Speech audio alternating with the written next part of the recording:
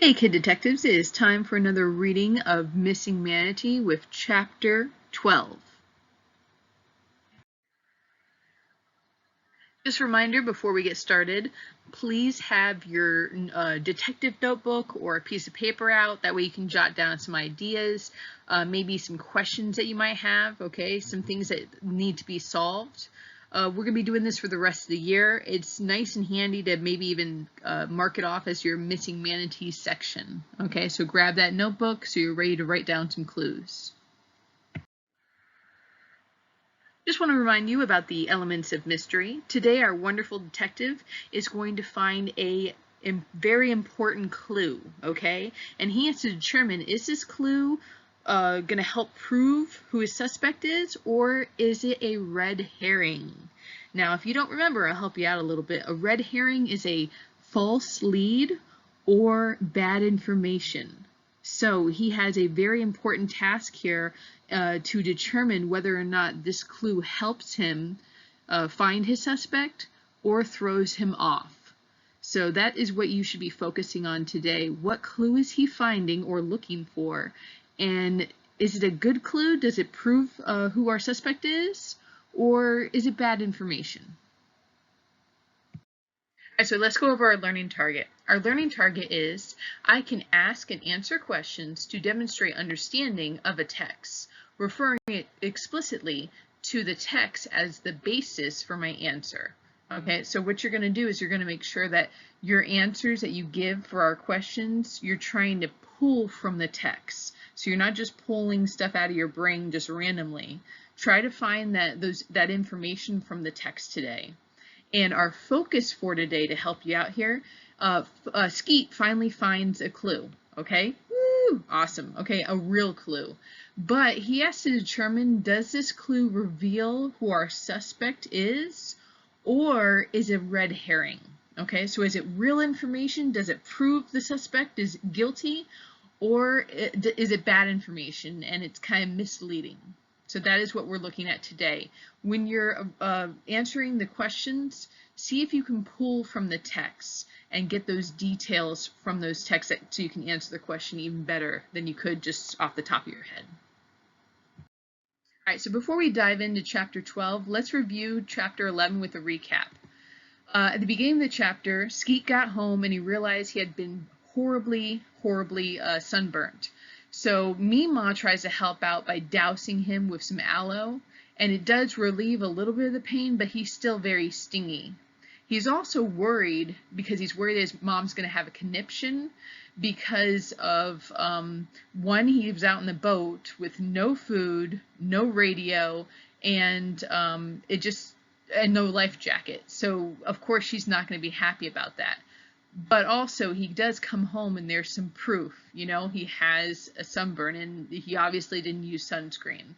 But regardless, he gets to come home, tell his wonderful fishing tale to Meemaw, his mom, and he also gets to call his dad Mac, okay? And there, when he calls up his dad Mac tells him, like, hey, I'm going to be gone to the Florida Keys for a little while, away with a client, okay? So, and then his mom later on is going to be working, you know, a shift. So it's kind of like he's getting that independence of, you know, being away and a little bit of maturity there. That night, he is really just thinking about everything, and he all of a sudden starts focusing on this manatee again because he kind of got distracted with the tarpon, and he's determined to go out and find this manatee. So the next day, you know, with this manatee on his mind, he decides to ask his mom, hey, can I go out and look for this manatee? And surprisingly, his mom lets him go. But she insists on putting sunscreen on himself, you know, like herself. Skeet goes out on a search and ends up empty-handed, okay? So, like, it's almost a fruitless search, like we learned in our vocabulary before. It means it's basically useless. He didn't find anything that could help him. He's kind of ready to just give up. You know what? Nobody cares. Maybe this isn't worth it. So that night, Meemaw decides to take Skeet out to a Chinese restaurant, the Golden Moon. And this is really nice because Mima is that mentor character, the meeting of the mentor type of thing. So he gets to kind of talk to his grandma about the manatee and the struggles of finding it, or, like, hey, I'm lost. He gets to talk about his mom and dad and about how he's not happy how mom kicked his dad out. And they get to try like new things when they eat. And Mima, which is kind of interesting, she kind of gives him that feeling of go back on your journey, okay? So she puts him back on his path. And even though she doesn't really give like solid advice, she basically gives him that gusto to go back out and look, okay? Like, hey, you shouldn't give up on this. So there's a part in the book, and I just want to point out, she goes on here and she had asked him, like, you gonna give up? Okay? And then he's thinking about it. Well, it sort of seems like a waste of time, I said. And then you have some other big important plans besides your schoolwork, I mean? And he's like, no. And she goes, well, said Mima, it's only Thursday. You still got 3-day weekend ahead, okay? So she's basically telling him, like, you know what, you have nothing else to do. Might as well find this manatee, okay? Because it's gonna make you feel that closure. It's gonna make you feel accomplished. So she helps him get back on his path. So now back going into our chapter 12, our wonderful character Skeet is on his path, okay? And he's searching for the manatee. The cool thing is he discovers a clue in this chapter. And I want you to think about what he finds, and does that help us with our suspect? I'll kind of clarify it towards the end with our question, but I want you to think about, is this a clue that kind of throws us off, or is it really helpful? All right, enjoy the chapter today, guys, and happy reading. It is my favorite time, which is vocabulary time. This is actually my favorite part, or a favorite time, because I get to go over vocabulary words with you guys and kind of help you out with the understanding of the text. I also think it's really cool to look up stuff and learn new things. Vocabulary can help improve your reading as well as your writing. So let's jump into this. The first vocabulary word that we're going to go over is a channel marker, okay, which kind of looks something like that. It can also be known as a lead marks, okay, and what that means is that it's leading a ship into a safe place. Channel markers are fixed markers, so that means that they don't move around, they stay where they're supposed to be, okay, they're posted in there. They are positioned to allow a boater to navigate a preferred route. Okay, so knowing the right way to go and knowing not to go into a shallow area. Okay, so they help the Coast Guard has put these markers to help you navigate. Okay, or a boat to navigate. These are also markers as well. They have triangles and squares, and they do this so that you can tell from a distance what markers you're reading. In the book, the reason why we're going over this is that Skeet is comparing his search for the manatee to looking at channel markers in the fog. Okay, so he says here, but by the afternoon, I decided looking for a channel marker in a heavy fog would be a lot easier than the task I'd set for myself, okay? So he's frustrated. And like, think about it, when a boat is in a fog, they can't see anywhere around them. So he's saying that at this point, it's almost as foggy as this. Like, he can't even look through. So he's just getting frustrated. Our next vocabulary word is meandered, okay? And when you're meandered, you're wandering around randomly. And he says it's like almost an aimless process, or he doesn't feel like he has any purpose. This is more of a popular channel. He's in the back country, but I still wanted to bring it up to kind of give you an example. He's going through these little channels. Now these are a little bit too wide. He's tighter channels, but he's not finding anything. He feels lost. Okay. Then we get to our next vocabulary word that kind of helps us out, and I'm sure you know this vocabulary word, which is vulture. Okay, a vulture is a large bird of prey that feeds on dead animals. It's also known for gathering with others in anticipation of a death of an animal. So if there's an animal that's not doing so well, they'll sit there and lurk and wait for it to, okay? But anyway, let's go back to our story. As he's searching around and he feels like, oh, this is another failed mission, like he's not going to find this manatee, he suddenly spots vultures, okay? And I just wanted to kind of go over, there's two different types of vultures in Florida. This is known as the turkey vulture, and I think you can kind of guess why it's called a turkey vulture. Kind of looks like a turkey, well, a turkey head. And then the other vulture that's in Florida is the black vulture. Okay, and they're not really clear on which one Skeet sees. They don't really explain it. I would assume the black vulture, but it could be some turkey vultures, who knows. But regardless, these are the two type of vultures.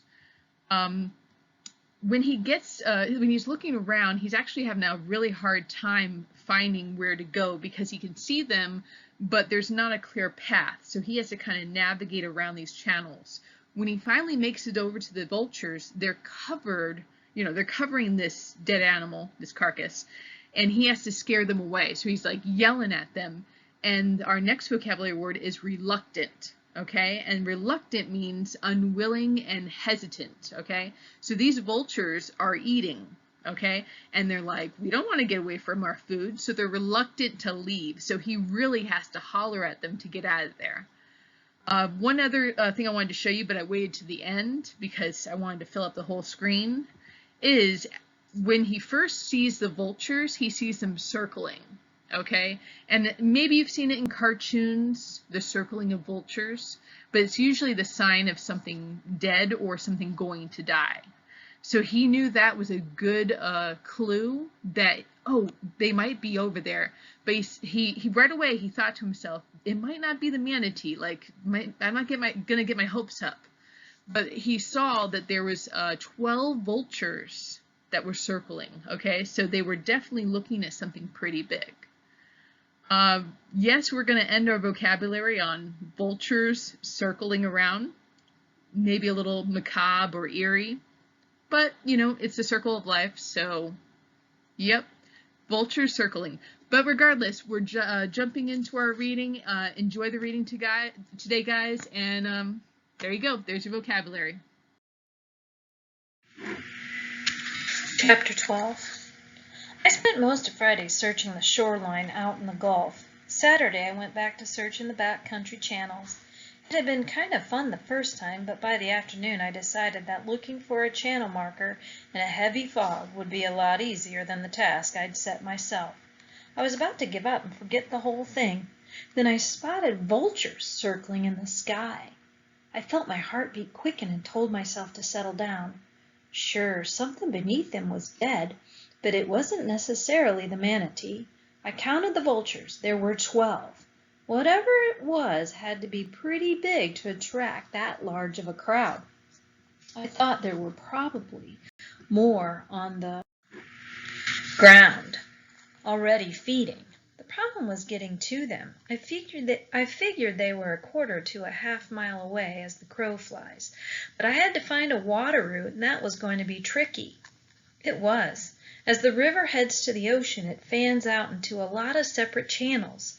There's one main channel out to the Gulf, well marked so tourists can follow it, but there are a bunch of other smaller routes to the sea so that if you know the area and how much water your boat draws, there are lots of ways to go. Then there are about a gazillion smaller channels that branch off those channels leading into the back country. While this made our river interesting, it sure made my job harder. Keeping my eye on the vultures, I steered the boat down every little channel that appeared to lead in the right direction, but each route I took either came to an abrupt dead end or soon meandered away from where I wanted to go. Just as I began to be afraid that the tide would get too low for me to continue, I reached a large area of open, shallow water. At its far edge, I could see the hunched bodies of vultures feeding. I don't know why, but the sight of them hanging around like a bunch of ghouls made me angry. I shouted, "Get out! Get lost!" The birds in the air rose higher and soared off as my skiff approached. The ones on the ground seemed reluctant to leave their feast, but I kept screaming at them, and one by one, with a lot of awkward hopping and wing flapping, they took off too, leaving me alone with whatever it was they'd been eating. The smell wafted in my direction on the breeze. I cut the engine and drifted over to the lumpy mass lying in the tangle of mangrove roots. The vultures had eaten some of the evidence, but even in its stinky, disgusting state, it was obvious that this was the manatee. I let out a whoop. It was totally gross, but I'd actually found it. The birds had opened up its belly to feed, and I tried not to look at that part, but at the head and face, which were clearly visible. Tied around its neck was a circle of blue nylon rope. I stood still, trying to push away the rush of thoughts that crowded my brain at the sight of that blue rope. I'd seen that same blue line, or rather a coil of line like it, just days before in the bottom of Dirty Dan's boat. After nearly slipping on it, I'd stowed it in the front storage compartment where the gun was. I leaned out of the skiff, picked up the end of the rope, and held it in my palm to feel its heft. It was the same weight line, I was sure.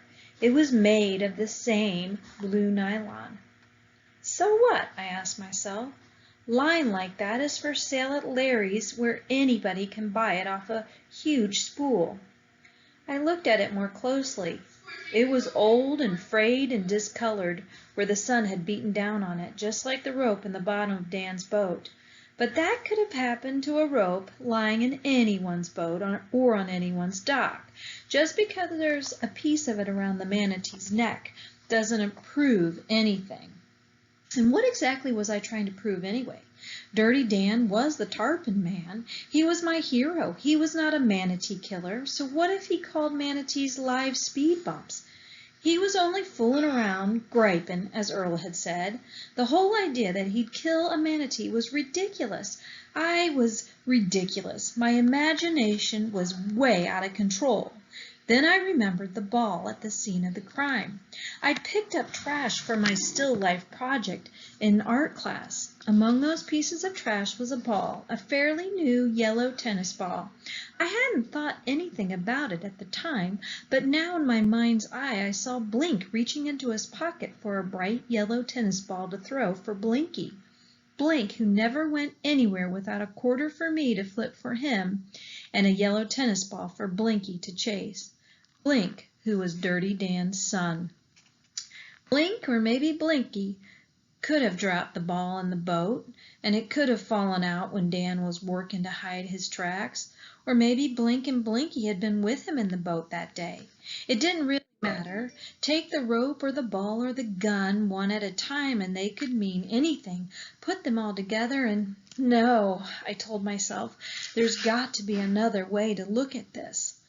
I thought back to the day I'd found the manatee.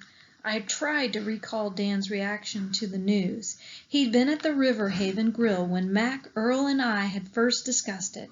As far as I could remember, Dan hadn't said anything. He hadn't acted surprised or outraged like everybody else, because he already knew. Suddenly I remembered the feeling of being watched when I was standing by the manatee's body that morning. Had I been seen by Dirty Dan?